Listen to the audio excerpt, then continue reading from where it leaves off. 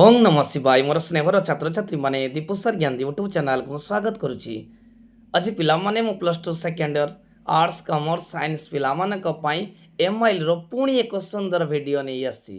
पिलामान देखो आज एमआईएल रो part 3 part 4 नहीं आसी एवं आज मध्यम 50टा एमसीक्यू क्वेश्चन आलोचना करी। पिलामान देखो मु साहित्यर तीनोटी पार्ट ऑलरेडी आलोचना कर पार्ट 1 पार्ट 2 पार्ट 3 पाखापाखि प्रत्येक पार्ट रे 50टी एमसीक्यू क्वेश्चन आलोचना करी। जो एमसीक्यू क्वेश्चन गुड़िक प्रोज आमर प्रबंध कविता गल्प एवं ग्रामर विशिष्ट अटे। आज मध्य चतुर्थ पार्ट आज मुझे आलोचना करुच्ची जो प्रबंध रही गीत रही गल्प रही एवं ग्रामर अच्छी एवं परवर्ती वीडियो रे पिला माने मो 2 मार्किया 3 मार्किया क्वेश्चन आलोचना करी। पिला मन देखो आज जो 50टी एमसीक्यू क्वेश्चन आलोचना करी या विगत दिन मानक परीक्षा रे आसीतला एवं 2026 एग्जाम को आखि आगे रखी मोर जो संकल्प पत्र रही जेपरी मो पिला माने एमआईएल अधिक नंबर रखिबे सेति पई मो प्रयास जारी करिछि एवं आगो को मध्य प्रयास जारी करिवि।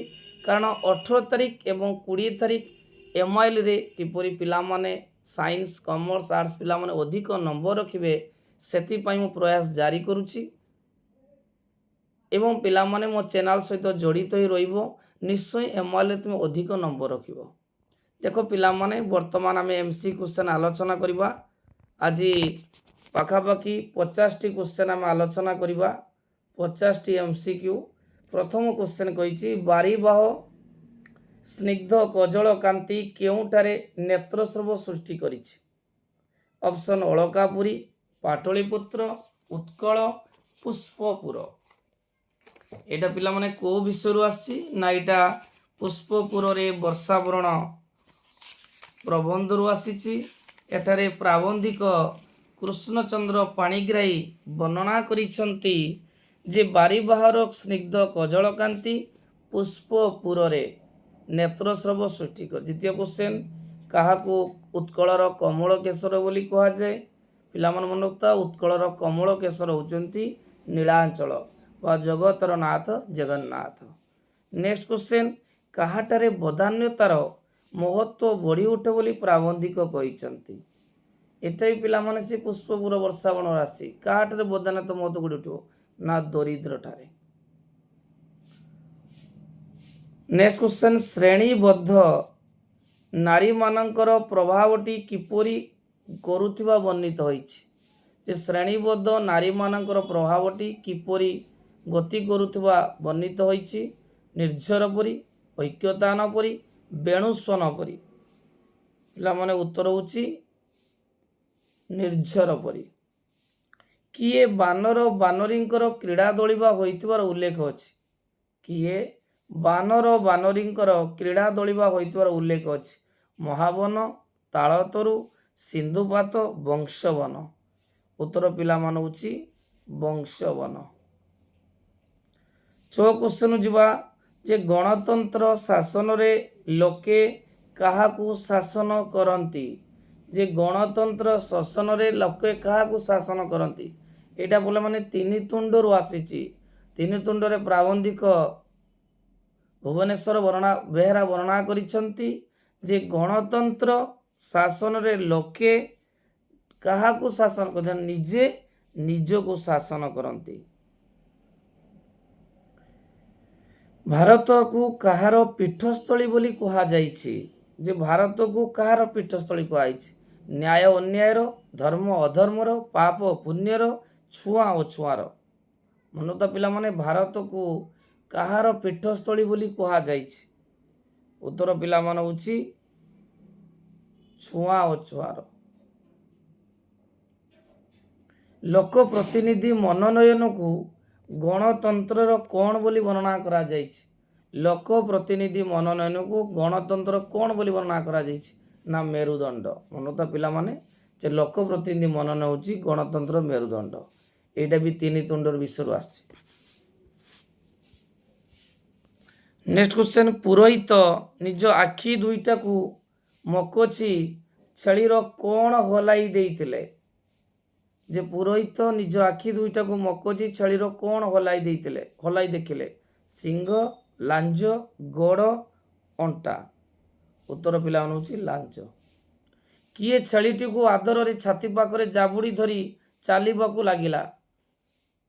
ମନୋତ ପିଲାମାନେ 3 ଜଣ ଅସାଧୁ ଲୋକ, ରାଧୁ, ଅଗାଧୁ, ପାଣୁ, ସେମାନେ ଯଜମାନ ବା ବ୍ରାହ୍ମଣ ନିକଟରୁ ଛେଳିକୁ କୁକୁର କରିବା ଉଦ୍ଦେଶ୍ୟରେ ବାହାରିଥିଲେ ଏବଂ ଶେଷରେ ତାଙ୍କର ଯେଉଁ ମିଥ୍ୟା ପ୍ରରୋଚନାରେ ବ୍ରାହ୍ମଣ ଜଣକ ଛେଳିଟିକୁ କୁକୁର ଭାଗି ଛାଡ଼ି ଦେଇଥିଲେ। କ୍ୱେଶ୍ଚନ୍ କହୁଛି କିଏ ଛେଳିଟିକୁ ଆଦରରେ ଛାତି ପାଖରେ ଜାବୁଡ଼ି ଧରି ଚାଲିବାକୁ ଲାଗିଲା? ଉତ୍ତର ପିଲାମାନେ ହେଉଛି ଅଗାଧୁ।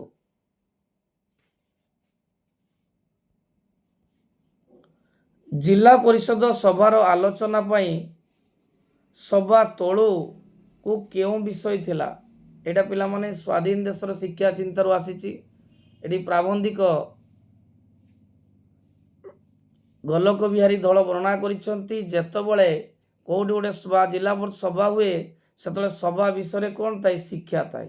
ସଭା ଆଗରେ କ'ଣ ଥାଏ ନା କୃଷି। କେଉଁଠାରେ ବିଶେଷଜ୍ଞ ମାନଙ୍କର ବିଶେଷ ମୂଲ୍ୟ ନାହିଁ ବୋଲି ପ୍ରାବନ୍ଧିକ କହିଛନ୍ତି? ଯେ ସ୍ୱାଧୀନ ଦେଶର ଶିକ୍ଷା ଚିନ୍ତାର ଏଇ କ୍ୱେଶ୍ଚନଟି ଆସିଛି ପ୍ରଶ୍ନଟି। ଗୋଲକ ବିହାରୀ ଦଳ ବର୍ଣ୍ଣନା କରିଛନ୍ତି ଯେ ଭାରତରେ ବିଶେଷଜ୍ଞ ମାନଙ୍କର ବିଶେଷ ମୂଲ୍ୟ ନାହିଁ। ନେକ୍ସଟ କ୍ୱେଶ୍ଚନ, ଭାରତର ସବୁ କଥା କେଉଁମାନଙ୍କ ଦ୍ୱାରା ନିୟନ୍ତ୍ରିତ ହୋଇଥାଏ? ଭାରତରେ ସବୁ କଥା କେଉଁମାନଙ୍କ ଦ୍ୱାରା ନିୟନ୍ତ୍ରିତ ହୁଏ? ଉତ୍ତର ହେଉଛି ଶାସକମାନଙ୍କ ଦ୍ୱାରା। ଆମ ଦେଶର ପରୀକ୍ଷା ପଦ୍ଧତିରେ ଛାତ୍ରମାନଙ୍କର କ'ଣ ନିର୍ଣ୍ଣୟ କରିବା ଭାରି କଷ୍ଟ? ଯେ ଆମ ଦେଶରେ ଯେ ପରୀକ୍ଷା ପଦ୍ଧତିରେ ଛାତ୍ରମାନଙ୍କର କ'ଣ ନିର୍ଣ୍ଣୟ କରିବା କଷ୍ଟ? ଏଟା ଉତ୍ତର ହେଉଛି ଗୁଣାତ୍ମକ ମୂଲ୍ୟ। ମେଧା ମୂଲ୍ୟ ହେବନି, ପ୍ରତିଭା ନୁହେଁ, ଗୁଣାତ୍ମକ ମୂଲ୍ୟ। କେଉଁମାନଙ୍କର ବିଶାଳ ପ୍ରତିଷ୍ଠା ବିକି ଭାଙ୍ଗି ଖାଉଥିବାର କଥା କୁହାଯାଇଛି? ପିଲାମାନେ ଦେଖ, ଏଇଟା ବଡ଼ପଣ କବିତାର ଆସିଛି। କବି ରାଧାନାଥ ରାୟ ବର୍ଣ୍ଣନା କରିଛନ୍ତି ଯେ ତାଙ୍କ ସମୟରେ ଯେଉଁ ରାଜାମାନେ ଥିଲେ ସେମାନେ ତାଙ୍କ ପୂର୍ବପୁରୁଷ ଯେଉଁମାନେ ଥିଲେ ସେମାନଙ୍କର ବିଶାଳ ପ୍ରତିଷ୍ଠାକୁ ବିକି ଭାଙ୍ଗି ଖାଉଥିବା କଥା ସେ କହିଛନ୍ତି। ତାହେଲେ ଉତ୍ତର ହେଲା କେଉଁମାନଙ୍କର ବିଶାଳ ପ୍ରତିଷ୍ଠା ବିକି ଭାଙ୍ଗି ଖାଉଥିବାର କଥା କୁହାଯାଇଛି? ଉତ୍ତର ହେଉଛି ପୂର୍ବପୁରୁଷମାନଙ୍କର। ଯେ ଉତ୍କଳର ଗଜପତି ରାଜାମାନେ ଯାହା ପ୍ରତିଷ୍ଠା କରିଯାଇଛନ୍ତି ବର୍ତ୍ତମାନ ରାଜାମାନେ ତା ବିକି ଭାଙ୍ଗି ଖାଇ ଦେଉଛନ୍ତି। ଅଧୋଗତିକୁ କାହା ସହିତ ତୁଳନା କରାଯାଇଛି? ଯେଉଁ ବଡ଼ ବଡ଼ କବିତାରେ ଅଧୋଗତି କାହାକୁ ସହିତ ତୁଳନା କରାଯାଇଛି? ମନୋକ୍ତ ଜଳଧାରା। ଜଳଧାରାର ଧର୍ମ କ'ଣ? ନା ନିମ୍ନକୁ ଗତି କରିବା। ମନୀଷିକାର ଅର୍ଥ କ'ଣ? ଊର୍ଦ୍ଧ୍ୱଗାମୀ ହେବା। ଯେଉଁ ଉତ୍କଳର ଗଜପତି ରାଜାମାନେ ଥିଲେ ତାଙ୍କୁ କବି ଊର୍ଦ୍ଧ୍ୱଗାମୀ ବୋଲି କହିଛନ୍ତି ଏବଂ ବର୍ତ୍ତମାନ ଯେଉଁ ରାଜାମାନେ ଅଛନ୍ତି ତାଙ୍କୁ ଜଳଧାରା ସହିତ ତୁଳନା କରିଛନ୍ତି। ପ୍ରଜାଧନ ବୁହା ବୋଲି କାହାକୁ କୁହାଯାଇଛି? ପ୍ରଜାଧନ ବୁହା ବୋଲି କାହାକୁ କୁହାଯାଇଛି? ରାଜଧର୍ମକୁ, ନା ପ୍ରଜାଧର୍ମକୁ, ନା ଶ୍ରେଷ୍ଠ ଧର୍ମକୁ? ଉତ୍ତର ପିଲାମାନେ ହେଉଛି ରାଜଧର୍ମକୁ। ଲୋଭ ମଦ ତେଜି କେଉଁ ଗୁଣ ଭୋଜିବା ପାଇଁ କବି ବର୍ଣ୍ଣନା କରିଛନ୍ତି? ଲୋଭ ମଦ ତେଜି କେଉଁ ଗୁଣ ଭୋଜିବା ପାଇଁ କବି ବର୍ଣ୍ଣନା କରିଛନ୍ତି? ମହତ ଗୁଣ, ରଜଗୁଣ, ସତ୍ୱ ଗୁଣ। ଉତ୍ତର ପିଲାମାନେ ହେଉଛି ସତ୍ୱ ଗୁଣ। ଭଙ୍ଗା ମାଠିଆରୁ ଜଳ ସରିଯିବା ପରି କ'ଣ ସରିଯାଉଛି? ନା ଭଙ୍ଗା ମାଠିଆରୁ ଜଳ ସରିଯିବା ପରି ମଣିଷ ଜୀବନରୁ ଆୟୁ ମଧ୍ୟ ଧୀରେ ଧୀରେ ସରିଯାଉଛି। ପିଲାମାନେ ଦେଖ, ମୁଁ 4ଟି ପାର୍ଟରେ ଯେତିକି ସର୍ଟ କ୍ୱେଶ୍ଚନ୍ ଆଲୋଚନା କଲି ପିଲାମାନେ ଦେଖିବ ନିଶ୍ଚୟ ତୁମେ ପରୀକ୍ଷାରେ ତା ଭିତରୁ ପାଖାପାଖି ମ୍ୟାକ୍ସିମମ୍ କ୍ୱେଶ୍ଚନ୍ ପାଇଥିବ ଏକ୍ଜାମରେ ଏବଂ ପାଇସାରିଲା ପରେ ନିଶ୍ଚୟ କମେଣ୍ଟ ବକ୍ସରେ ଜଣାଇବ। ଅଶେଷ ରତନ ଧନ କ୍ଷୌମ ବସ୍ତ୍ରମାନ। ଯେ ଅଶେଷ ରତନ ଧନ କ୍ଷୌମ ବସ୍ତ୍ରମାନ, ଏହା ଉତ୍ତରେ କ୍ଷୌମ ବସ୍ତ୍ରର ଅର୍ଥ କ'ଣ? ଯେ କ୍ଷୌମ ବସ୍ତ୍ରର ଅର୍ଥ କ'ଣ? ଉତ୍ତର ହେଉଛି ପାଟ ବସ୍ତ୍ର। କେଉଁମାନେ ଯଜ୍ଞଶାଳାରେ ସିଦ୍ଧ କାମ ହେବେ ବୋଲି କୁହାଯାଇଛି? ଯେ କେଉଁମାନେ ଯଜ୍ଞଶାଳାରେ ସିଦ୍ଧ କାମ ହେବେ ବୋଲି କୁହାଯାଇଛି? ଜନ ସମୁଦାୟ, ନା ଅର୍ଥୀ ସମୁଦାୟ, ନା ମାନସୀ ସମୁଦାୟ? ଏଇଟା ପିଲାମାନେ ଉତ୍ତର ହେଉଛି ଥାର୍ଡ ଆଇ, ଅର୍ଥୀ ସମୁଦାୟ। ପୁତ୍ରଦେହ ଜନନୀଙ୍କ ଜୀବନ କିପରି କନ୍ଦାଉଥିଲେ? ଏଇଟା ପିଲାମାନେ ତପସ୍ୱିନୀ ପତ୍ରରୁ ଆସିଛି। କବି ଗଙ୍ଗାଧର ମେହର ବର୍ଣ୍ଣନା କରିଛନ୍ତି ଯେ ସୀତାଙ୍କ ଦୁଇ ପୁତ୍ର ଲଭକୁଶ ରାମାୟଣ ଗାନ କରି ଜନନୀଙ୍କ ହୃଦୟକୁ କନ୍ଧଉଥିଲେ। ନବ ପ୍ରଣୟିନୀଙ୍କ ପ୍ରଫୁଲ୍ଲ ବଦନ ଚାହିଁ ବୈଦେହୀର କେଉଁ କଥାକୁ ସ୍ୱପ୍ନ ପ୍ରାୟ ମଣିବାକୁ କୁହାଯାଇଛି? ଏଇଟା ପିଲାମାନେ ସେ ତପସ୍ୱିନୀ ପତ୍ର ଆସିଛି। ନବ ପ୍ରଣୟିନୀଙ୍କ ପ୍ରଫୁଲ୍ଲ ବଦନ ଚାହିଁ ବୈଦେହୀଙ୍କ କେଉଁ କଥାକୁ ସ୍ୱପ୍ନ ପ୍ରାୟ ମଣିବାକୁ କୁହାଯାଇଛି? ଉତ୍ତର ହେଉଛି ପିଲାମାନେ ପ୍ରଣୟ। ସୀତା ପତ୍ର ଲେଖୁଥିଲା ବେଳେ ହସି ହସି କିଏ ଆସି ପହଞ୍ଚିଲେ? ସୀତା ଯେତେବେଳେ ପତ୍ର ଲେଖୁଥିଲେ ହସି ହସି ତାଙ୍କର ଦୁଇ ପୁତ୍ର ଲଭକୁଶ ହସି ହସି ପହଞ୍ଚିଥିଲେ। ବାର୍ତ୍ତା କବିତାଟି କବିଙ୍କର କେଉଁ କବିତାରୁ ଆସିଛି? ଯେ ବାର୍ତ୍ତା କବିତାଟି କବି ସଚ୍ଚିଦାନନ୍ଦ ରାଉତରାୟଙ୍କ ପାଣ୍ଡୁଲିପି କବିତାରୁ ଅଛି। କେଉଁ କବିତାରୁ? ନା ପାଣ୍ଡୁଲିପି କବିତାରୁ ଆସିଛି। ଏ ପିଲାମାନେ 25ଟା କ୍ୱେଶ୍ଚନ ଆଲୋଚନା କରିଦେଲି। ବର୍ତ୍ତମାନ ଆଉ 25ଟା କ୍ୱେଶ୍ଚନ ବର୍ତ୍ତମାନ ଆଲୋଚନା କରୁଛି। ଟୋଟାଲ 50ଟା କ୍ୱେଶ୍ଚନ MCQ କ୍ୱେଶ୍ଚନ। ପ୍ରଥମ କ୍ୱେଶ୍ଚନ କହିଛି ଶତାବ୍ଦୀର ସିଂହଦ୍ୱାରରୁ କିଏ ବାର୍ତ୍ତା ଆଣିଛି ବୋଲି ବର୍ଣ୍ଣନା କରାଯାଇଛି? ଯେ ଶତାବ୍ଦୀର ସିଂହଦ୍ୱାରରେ କିଏ ଆସିଛି? ନା ଦୂତ ଆସିଛି। ଦୂତ କ'ଣ ଆଣିଛି? ନା ଭବିଷ୍ୟତର ବାର୍ତ୍ତା ନେଇ ଆସିଛି। କ୍ୱେଶ୍ଚନ କହିଛି ଶତାବ୍ଦୀ ସିଂହଦ୍ୱାର କିଏ ବାର୍ତ୍ତା ଆଣିଛି? ନା ଦୂତ। ଏଇଟା ପିଲାମାନେ ବାର୍ତ୍ତା କବିତାରୁ ଆସିଛି।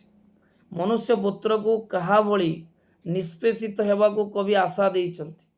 ଯେ ମନୁଷ୍ୟ ପୁତ୍ରକୁ କାହା ଭଳି ନିଷ୍ପେଷିତ ହେବେ? ନା କୀଟ ଭଳି।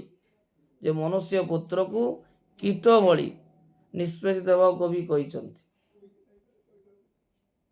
ତୃତୀୟ କ୍ୱେଶ୍ଚନ କାହାର ସାଧନା ଜୟଲାଭ କରୁ ବୋଲି କବିତାରେ କୁହାଯାଇଛି? ଦୀକ୍ଷା, ପୀଡ଼ନ, ଶ୍ରେଣୀ ଚେତନା। ଉତ୍ତର ହେଉଛି କୃଷର ସାଧନା। ବାବୁ ବଳରାମ ବଳ ଉତ୍କଳର ସମସ୍ତ ବେପାରୀଙ୍କର କ'ଣ ଥିଲେ? ବାବୁ ବଳରାମ ବଳ ଉତ୍କଳର ସମସ୍ତ ବେପାରୀଙ୍କର କ'ଣ ଥିଲେ? ଉତ୍ତର ପିଲାମାନେ ହେଉଛି ଯେ ମାଲିକ, ନା ମାଲିକ ହବନି, ମୁଖପାତ୍ର ହବନି, ଦଣ୍ଡିଧାର। କଲିକତାକୁ ଗାଳ୍ପିକ କେଉଁ ଖଣି ବୋଲି କହିଛନ୍ତି? ଯେ କଲିକତାକୁ ଗାଳ୍ପିକ କେଉଁ ଖଣି ବୋଲି କହିଛନ୍ତି? ଏଇଟା ପିଲାମାନେ ସଭ୍ୟ ଜମିଦାର ଗଳ୍ପରୁ ଆସିଛି। ଫକୀରମୋହନ ସେନାପତି ବର୍ଣ୍ଣନା କରିଛନ୍ତି ଯେ କଲିକତାକୁ ଗଣ୍ଠି କଟା ଖଣି ବୋଲି କହିଛନ୍ତି। ମହାପାତ୍ରେ ବଳବାବୁ ଲାଭରେ କେତେ ପଣି ଅଂଶ ଭାଗିଥିଲେ? ଯେ ମହାପାତ୍ରୀ ବଳବାବୁଙ୍କ ଲାଭରେ କେତେ ପଣି ଅଂଶ ଥିଲେ? 2 ପଣି ହବନି, 5 ପଣି ହବନି, 6 ପଣି ହବନି। ଉତ୍ତର ହେଉଛି ମହାପାତ୍ର ବାବୁଙ୍କର ଲାଭର କେତେ ପଣି ଅଂଶ ଥିଲେ? ନା 4 ପଣି। କେଉଁ ଦିନ କୁସଂସ୍କାର ବିମର୍ଦିନୀ ସଭାର ଆୟୋଜନ ହେଉଥିଲା? କେଉଁ ଦିନ? ମଙ୍ଗଳବାର, ବୁଧବାର, ଶନିବାର, ରବିବାର। ମନେ ରଖିଥାଅ ଯେ କେଉଁ ଦିନ କୁସଂସ୍କାର ବିମର୍ଦିନୀ ସଭା ହେଉଥିଲା? ଉତ୍ତର ହେଉଛି ମଙ୍ଗଳବାର। ଝିଅକୁ ବାପା କ'ଣ ବୋଲି ଡାକୁଥିଲେ? ଝିଅକୁ ବାପା କ'ଣ ଡାକୁଥିଲେ? ନୟନ ତାରା, ଦୁଃଖ ପାସାରା, ଆଖିର ତାରା, ହୃଦୟ ଭାର। ନା ଝିଅକୁ ବାପା ନୟନ ତାରା ବୋଲି ଡାକୁଥିଲେ। ଝିଅକୁ ବାପା ଦୁଃଖର ପାସରା ବୋଲି ଡାକୁଥିଲେ। ତାର ନାଁଟା ହେଉଛି ନୟନ ତାରା ଦୁଃଖ ପାସରା, କିନ୍ତୁ ବାପା ଡାକୁଥିଲେ ଦୁଃଖ ପାସରା। ଝ ସମ୍ପୃକ୍ତ ଗଳ୍ପରେ ରାୟବାହାଦୁରଙ୍କ ନାମ କ'ଣ ଥିଲା? ଏଇଟା ପିଲାମାନେ ପତାକା ଉତ୍ତୋଳନରୁ ଆସିଛି। ଯେଉଁ ଗଳ୍ପରେ ରାୟବାହାଦୁରଙ୍କ ନାମ ଥିଲା ସମନାଥ ମହାପାତ୍ର। ନେକ୍ସଟ କ୍ୱେଶ୍ଚନ ପିଲାମାନେ ଜୟଧ୍ୱନି କିପରି ବୃଦ୍ଧ ରାୟବାହାଦୁରଙ୍କ ଜୀର୍ଣ୍ଣ ଅସ୍ଥିକୁ ଚୂର୍ଣ୍ଣ କରି ଦେଇଥିଲା? ଜୟଧ୍ୱନି କିପରି ବୃଦ୍ଧ ରାୟବାହାଦୁରଙ୍କ ଜୀର୍ଣ୍ଣ ଅସ୍ଥିକୁ ଚୂର୍ଣ୍ଣ କରିଦେଇଥିଲା? ଗୁଳି ପରି, ଉଲ୍କା ପରି, ତୀର ପରି। ଉତ୍ତର ପିଲାମାନେ ହେଉଛି ତୀର ପରି। ଜୟଧ୍ୱନି କିପରି ବୃଦ୍ଧ ରାୟବାହାଦୁରଙ୍କ ଜୀର୍ଣ୍ଣ ଅସ୍ଥିକୁ ଚୂର୍ଣ୍ଣ କରି ଦେଇଥିଲା? ଏଇଟା ପିଲାମାନେ ହେଉଛି ଗୁଳି ପରି। ଭାରତର ଜାତୀୟ ଆନ୍ଦୋଳନରେ ସେଦିନ କିଏ ଏକ ନୂତନ ଆଭିମୁଖ୍ୟ ଆଣିଦେଇଥିଲା ବୋଲି ଗଳ୍ପରେ କୁହାଯାଇଛି? ଯେ ଭାରତୀୟ ଜାତୀୟ ଆନ୍ଦୋଳନରେ ସେଦିନ କିଏ ଏକ ନୂତନ ଆଭିମୁଖ୍ୟ ଆଣିଦେଇଥିଲା ବୋଲି ଗଳ୍ପରେ କୁହାଯାଇଛି? ଉତ୍ତର ପିଲାମାନେ ହେଉଛି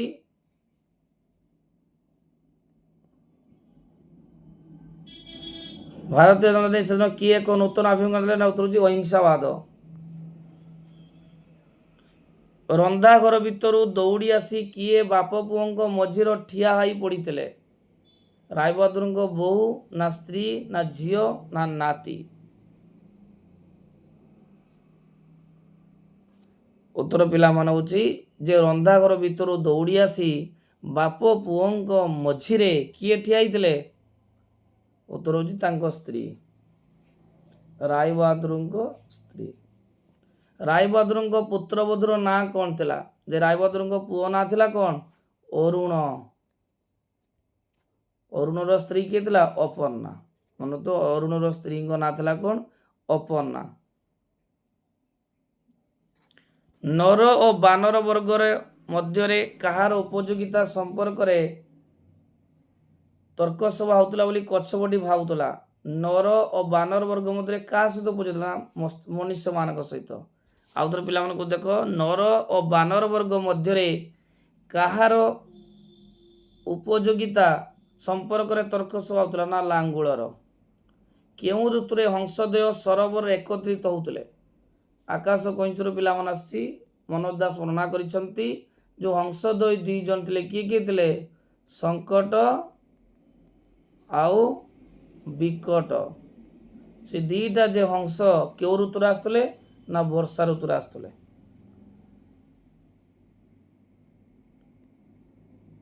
ନେକ୍ସଟ କ୍ୱେଶ୍ଚନ, ସହସ୍ର ବର୍ଷରେ ଥରେ ଯାଇ ଶୂନ୍ୟରୁ କଚ୍ଛପ ବୃଷ୍ଟି ହୁଏ। ସହସ୍ର ବର୍ଷରୁ ଥରେ ଯାଇ ଶୂନ୍ୟରୁ କଚ୍ଛପ ବୃଷ୍ଟି କଥା କିଏ କହିଥିଲେ? ବିଦେଶୀ ରାଜଦୂତ, ନା ପ୍ରଧାନ ବିଶେଷଜ୍ଞ, ନା କବିରାଜ ଜ୍ୟୋତିଷ, ନା ମହାପଣ୍ଡିତ? ଉତ୍ତର ପିଲାମାନେ ହେଉଛି କବିରାଜି ଜ୍ୟୋତିଷ। ସେନାପତି କେଉଁ ରୋଗ ଭୋଗୁଛନ୍ତି ବୋଲି ରାଜା ଉଲ୍ଲେଖ କରିଛନ୍ତି? ଯେ ସେନାପତି କି ରୋଗ ହେଇଛି? ନା ଗଣ୍ଠିପାତ ରୋଗ। ସେନାପତି କି ରୋଗ ହେଇଛି? ନା ଗଣ୍ଠିପାତ ରୋଗ। ନେକ୍ସଟ ଗ୍ରାମରକୁ ଯିବା। ଗଠ ଖଣ୍ଡିଆ, ଯେଉଁ ଗଠ ଖଣ୍ଡିଆ ଯେଉଁ ରୂଢ଼ି ଅଛି, এই ଗଣ୍ଠ ଖଣ୍ଡିଆ ରୂଢ଼ିର ଅର୍ଥ କ'ଣ? ଏକୁଟିଆ, ନିଃସଙ୍ଗ, ନା ଦଳରୁ ଅଲଗା? ଉତ୍ତର ପିଲାମାନେ ହେଉଛି ଦଳରୁ ଅଲଗା। ଗୋବର ଗଣିଷ, ଗୋବର ଗଣିଷ କହିଲେ କାହାକୁ ବୁଝାଏ? ବୁଦ୍ଧିହୀନ, ହତବୁଦ୍ଧି, ବିଚାରହୀନ। ଯେ ଗୋବର ଗଣିଷ ହେଲେ ଯାହାର ବୁଦ୍ଧିଶୁଦ୍ଧି ନଥାଏ ତାକୁ କୁହନ୍ତି ଗୋବର ଗଣିଷ, ବୁଦ୍ଧିହୀନ। ବାକୁ ବତା ରୂଢ଼ିର ଅର୍ଥ କ'ଣ? ବାକୁ ବତା ସହାୟତା କରିବା, ସହଯୋଗ କରିବା, ସହାୟକ, କ୍ଷୀଣ ଆଶ୍ରୟ। ବାକୁ ବତାର ଅର୍ଥ ହେଉଛି କ୍ଷୀଣ ଆଶ୍ରୟ। ନେକ୍ସଟ କ୍ୱେଶ୍ଚନ, ହାଣ୍ଡି ପରି ମୁହଁ କରିବା। ଯେ ହାଣ୍ଡି ପରି ମୁହଁ କରିବା କେଉଁ ଅର୍ଥରେ କୁହାଯାଇଛି? ରୁଷିବା, ମୁହଁ ବନ୍ଦ କରିବା, ଅଭିମାନ କରିବା, କଥା ନ ହେବା। ଯେ ହାଣ୍ଡି ପରି ମୁହଁ କରିବା କେଉଁ ଅର୍ଥରେ ବ୍ୟବହାର କରିଛି? ରୁଷିବା, ନା ମୁହଁ ବନ୍ଦ କରିବା, ନା ଅଭିମାନ କରିବା, ନା କଥା ନ ହେବା? ଉତ୍ତର ପିଲାମାନେ ଟିକେ ହେଉଛି କ'ଣ? ନା ଥାଡ଼ାଇ ଅଭିମାନ କରିବା। ନେକ୍ସଟ କ୍ୱେଶ୍ଚନ, କେଉଁଠି ଉତ୍ସାହର ବିପରୀତ ଶବ୍ଦ? ଯେ ଉତ୍ସାହର ବିପରୀତ କ'ଣ? ନିରୁତ୍ସାହ, ନା ନିରୁତ୍ସାହ, ନା ଉତ୍ସାହିତ, ନା ନିରୁତ୍ସାହ? ଉତ୍ସାହ। ତେଣୁ ଉତ୍ସାହର ବିପରୀତ ହେଉଛି ନିରୁତ୍ସାହ। ନେକ୍ସଟ କ୍ୱେଶ୍ଚନ, ପ୍ରାକୃତିକର ବିପରୀତ ଶବ୍ଦ କ'ଣ? ପ୍ରାକୃତିକ, ଅପ୍ରାକୃତିକ, ନା ଅଣପ୍ରାକୃତିକ, ନା ଅପ୍ରାକୃତିକ? ଉତ୍ତର ହେଉଛି ପ୍ରାକୃତିକ। ପ୍ରାକୃତିକ ହେଉଛି ଅପ୍ରାକୃତିକ। ନିନ୍ଦା, ନିନ୍ଦାର ବିପରୀତ କ'ଣ? ନିନ୍ଦାର ବିପରୀତ ଶବ୍ଦ କ'ଣ? ଅପନିନ୍ଦା, ଅନିନ୍ଦା, ନିନ୍ଦାହୀନ, ପ୍ରଶଂସା। ନିନ୍ଦାର ପିଲାମାନେ ହେଉଛି ପ୍ରଶଂସା। ଲାଷ୍ଟ କ୍ୱେଶ୍ଚନ, ଅଭିଶାପ, ଅଭିଶାପର ବିପରୀତ ଶବ୍ଦ କ'ଣ? ଅଭିଶାପ, ଶାପ, ଆଶୀର୍ବାଦ। ଉତ୍ତର ହେଉଛି ଆଶୀର୍ବାଦ। ପିଲାମାନେ ଦେଖ, ବର୍ତ୍ତମାନ ମୁଁ 50ଟି MCQ କ୍ୱେଶ୍ଚନ ଆଲୋଚନା କଲି। ପିଲାମାନେ ଦେଖ, ପ୍ରଥମ କଥା ହେଲା ଆମର ଆଗକୁ ଏକ୍ଜାମ୍ ଅଛି। ଆମେ ସାହିତ୍ୟର ପ୍ରତ୍ୟେକ ବିଷୟ, ସେ ଗଦ୍ୟ ହେଉ କି ପଦ୍ୟ ହେଉ କି ପ୍ରବନ୍ଧ ହେଉ, ପ୍ରତ୍ୟେକଙ୍କର କବି, ଲେଖକ ଏବଂ ଗାଳ୍ପିକଙ୍କ ନାମ ମନେ ରଖିବ। କାରଣ ଯେଉଁ MCQ କ୍ୱେଶ୍ଚନ ଡିସ୍କସନ୍ ହେଲା, ଏଇ ଟାଇପ୍ର 2 ମାର୍କିଆ ମଧ୍ୟ କ୍ୱେଶ୍ଚନ ଆସିଥିବ। ତେଣୁ 2 ମାର୍କିଆ ଆସିଲେ ପ୍ରଥମେ କବିଙ୍କ ପରିଚୟ ଦେବା। ଗୀତ ଥିଲେ କବିଙ୍କ ପରିଚୟ, ଗଳ୍ପ ଥିଲେ ଗାଳ୍ପିକଙ୍କ ପରିଚୟ ଏବଂ ପ୍ରବନ୍ଧ ଥିଲେ ପ୍ରାବନ୍ଧିକ। ତେଣୁ ନାଁଟା ଲେଖିତେ ପଡ଼ିବ, କେଉଁ ବିଷୟରୁ ଆସିଛି ଲେଖିତେ ପଡ଼ିବ, କେଉଁ ନାଁ ଲେଖିତେ ପଡ଼ିବ ବା ବିଷୟ। ତ ଯେଉଁ କ୍ୱେଶ୍ଚନଟି ଅଛି, ରାଜା ଉଡ଼ନ୍ତା କଛାଗୁଡ଼ିକୁ କ'ଣ ବୋଲି କହିଥିଲେ? 1 2 ମାରିକି ଆସିଥିବ। ତେଣୁ ଆମକୁ ଲେଖିତେ ପଡ଼ିବ ଆକାଶ କଇଁଛ ଗଳ୍ପର ଗାଳ୍ପିକ ମନୋଜ ଦାସ ଉଲ୍ଲେଖ କରିଛନ୍ତି। ତେଣୁ ବିଷୟ ନାଁଟା ଜାଣିତେ ପଡ଼ିବ ଏବଂ ଗାଳ୍ପିକ ନାଁ ଲେଖିତେ ପଡ଼ିବ। ଲେଖିଲେ 1 ମାର୍କ ଏବଂ ଉତ୍ତର ଲେଖିଲେ 1 ମାର୍କ। ତେଣୁ ବିଶେଷ କରି ଆମକୁ ପ୍ରତ୍ୟେକ ବିଷୟ ଏବଂ ତାର ପ୍ରାବନ୍ଧିକ ନାଁଟାକୁ ଜାଣିତେ ପଡ଼ିବ ଏବଂ ପ୍ରତ୍ୟେକ କ୍ୱେଶ୍ଚନଟିକୁ ବା ବିଷୟକୁ ଥରୋଲି ପଢ଼ିଲେ ଆମେ କେଉଁ ବିଷୟର କେଉଁ କ୍ୱେଶ୍ଚନଟା ସେ ଜାଣିତେ ପଡ଼ିବ। ହେଲେ ଆମକୁ 2 ମାର୍କ ଆଉ 2 ମାର୍କିଆ ଏବଂ 3 ମାର୍କିଆ କରିବା ପାଇଁ ଇଜି ହେବ। ପିଲାମାନେ ଦେଖ ଆଜି ମୁଁ ପାର୍ଟ 4ର 50ଟି MCQ ଆଲୋଚନା କଲି। ପରବର୍ତ୍ତୀ ଭିଡ଼ିଓରେ ପୁଣି ତୁମମାନଙ୍କ ପାଇଁ MCQ 2 ମାର୍କିଆ 3 ମାର୍କିଆ କ୍ୱେଶ୍ଚନ ଏବଂ ଲଙ୍ଗ କ୍ୱେଶ୍ଚନ ନେଇ ଆସିବି। ତେଣୁ ଭିଡ଼ିଓ ଯଦି ପିଲାମାନେ ଭଲ ଲାଗିଥାଏ ନିହାତି ଲାଇକ୍ କରିବ, ଚ୍ୟାନେଲକୁ ସବସ୍କ୍ରାଇବ୍ କରିବ ଏବଂ ସାଙ୍ଗମାନଙ୍କୁ ସେୟାର କରିବ।